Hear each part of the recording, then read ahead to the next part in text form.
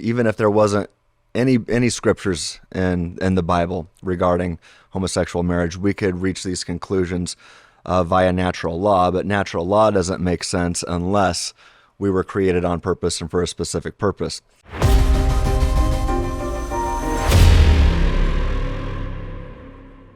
So many times Christians come to me and like, oh, how do I understand these 5 verses in the Bible that talk about homosexuality to really throw some arrows at these people? Yeah. And even though I believe that those passages of scripture, 1 Corinthians 6, Romans 1, you have a couple in the Old Testament, 1 Timothy, they are speaking about homosexuality as we know it, and they clearly condemn homosexuality.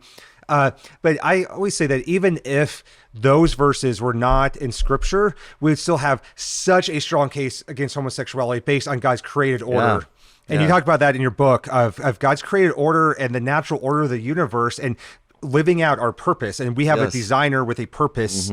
And so we have to live out that purpose with gender, sexuality, marriage, how we raise our family, is that there is a purpose that's outside of us. And one of the biggest lies I think our culture believes right now is that our humanity is found in expressing our feelings.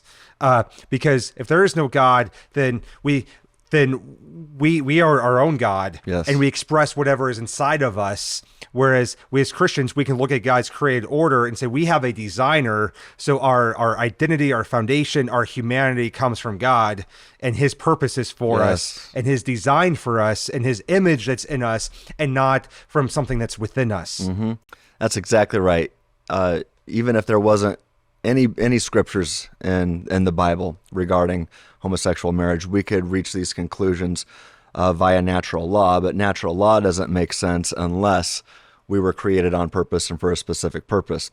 And so, but scripture does talk about that. In fact, a lot of people say, well, yeah, Paul talks about it, and there's a lot of passages in the Old Testament, but Jesus never says anything about it. And I'm like, no, actually, and I already quoted it. Matthew 19, Jesus quoted the Old Testament talking about marriage. Matthew 19 and Mark 10. Yes. And that's the one. Jesus said it's one man and one woman becoming one flesh for one lifetime. And that's where we don't just, even though, and Jesus said that and affirmed God's design for marriage, also we don't look to the words of Jesus to inform our morality. We have all of Scripture. That's right. So we looked from Genesis 1 to the end of Revelation. That's the story that God has for humanity. And Jesus is affirming Genesis 1. Absolutely. Yeah. So it's not just about the words of Jesus, but about all of Scripture is useful and life-giving and informative, and we look at God's purpose and design for us.